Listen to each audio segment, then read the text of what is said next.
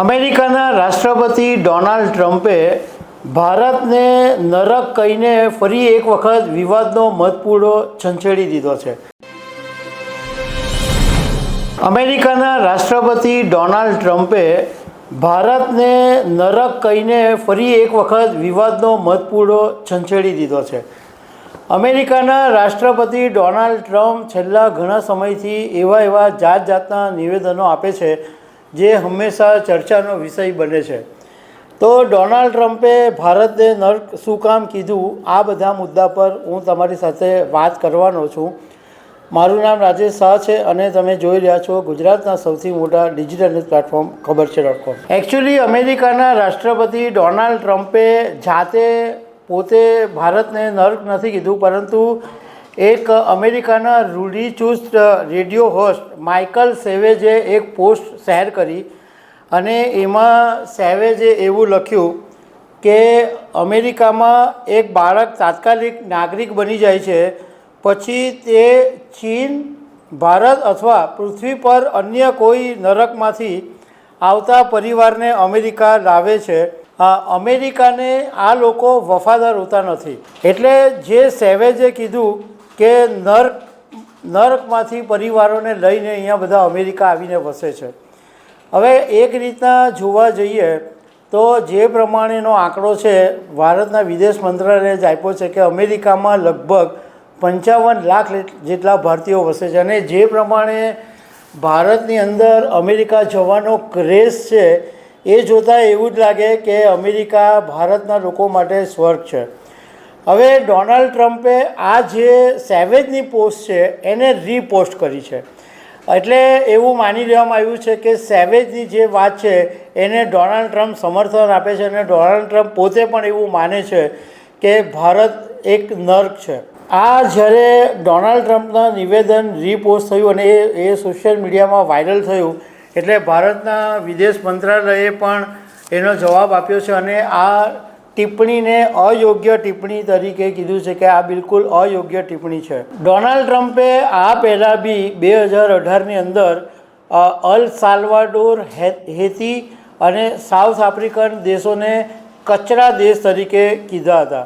રાજકારણના જાણકારોનું કહેવું એમ છે કે ડોનાલ્ડ ટ્રમ્પ આપણને ભલે એવું લાગે કે બધા જાણે ગાણપણ કરતા હોય એ રીતના નિવેદનો આપતા હોય છે, પરંતુ ડોનાલ્ડ ટ્રમ્પ પહેલેથી બિઝનેસમેન રહ્યા છે અને હજુ પણ બિઝનેસ છે એટલે તેઓ દરેક વાતને નફા અને નુકસાનના ત્રાજવે તોલે છે. એટલે એમનું નિવેદન એવું નથી હોતું કે કોઈ ગાણપણમાં આપી દીધું હોય. એમનું નિવેદન બહુ સમજદારીપૂર્વક અને બિઝનેસને સેન્સ રાખીને કરવામાં આવેલું હોય છે અને એટલા માટે આ ભારતને પણ વારંવાર ટાર્ગેટ કરતા રહે છે. થોડા સમય પહેલાં ડોનાલ્ડ ટ્રમ્પે એવું નિવેદન આપેલું કે રશિયા અને ભારતની ઇકોનોમી એટલે ડેડ ઇકોનોમી બની જશે. એટલે ભારત તરફે ઘણી વખત એવા નિવેદનો આપે છે અને આફ્ટર ઓલ એમનો જે આશય છે એ એમાંથી નફા નુકસાન બિઝનેસ જનરેટ કરવાનો હોય છે. આમાં આ વખતે એક વાત સારી એ રીતના થઈ કે ઈરાને તરત જ ભારતના સપોર્ટની અંદર નિવેદન આપ્યું છે અને ઈરાને એવું કીધું છે કે તમે કંઈ પણ તમારું વાત કહેવી હોય તો તમે કહી શકો, પરંતુ તમારી ભાષા સારી હોવી જોઈએ. આ ડોનાલ્ડ ટ્રમ્પે જે પોસ્ટ રીપોસ્ટ કરી છે એ ભાષા યોગ્ય નથી અને જો ભાષા યોગ્ય શીખવી હોય તો ભારત પાસે શીખવી પડે, કારણ કે ભારત એ સંસ્કૃતિનું પારણ ઘર છે. અને ડોનાલ્ડ ટ્રમ્પને એમ પણ કીધું કે ભારતીય સંસ્કૃતિ જોવી હોય તો એકવાર ભારત જઈને જાઓ અને જુઓ, પછી ખબર પડશે કે ભારતની સંસ્કૃતિ કેવી છે. ઈરાને ત્યાં સુધી કીધું કે ડોનાલ્ડ ટ્રમ્પ ભારતને નરકની વાત કરે છે પણ અસલી નરક તો ત્યાં જ છે કે જ્યાં ઘડી યુદ્ધની ધમકી આપવામાં આવે છે. એટલે નરકે ઈરાને અમેરિકાને નરક કહી દીધું છે. આ નિવેદન આવ્યા પછી દિલ્હીની અંદર યુએસના એમ્બેસેડરે એક નિવેદન આપ્યું કે અમેરિકાના રાષ્ટ્રપતિ ડોનાલ્ડ ટ્રમ્પનું કહેવું એમ છે કે ભારત એક મહાન દેશ છે અને ભારત અમારો ખૂબ સારો મિત્ર છે. હવે આ નિવેદનને કારણે રાજકારણમાં બી ગરમાટો આવ્યો અને કોંગ્રેસે એવું કીધું કે આ એક અત્યંત અપમાનજનક અને ભારત વિરોધી નિવેદન છે અને દરેક ભારતીયોને આ નિવેદનને કારણે દુઃખ પહોંચ્યું છે।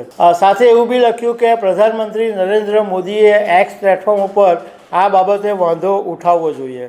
આપણને બધાને ખબર છે કે જ્યારે ડોનાલ્ડ ટ્રમ્પનો પહેલો કાર્યકાળ હતો 2018માં, ત્યારે ભારત ડોનાલ્ડ ટ્રમ્પ અને પ્રધાનમંત્રી નરેન્દ્ર મોદી વચ્ચે બહુ જ સારા ઉષ્માભર્યા સંબંધો હતા અને તે વખતે કોઈ કડવાશભરી વાત સામે નહોતી આવતી।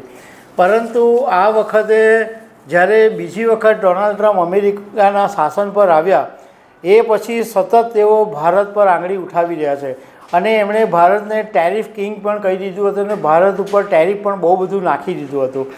એટલે ડોનાલ્ડ ટ્રમ્પે જે કીધું છે હેલ હોલ એવો શબ્દ વાપર્યો છે।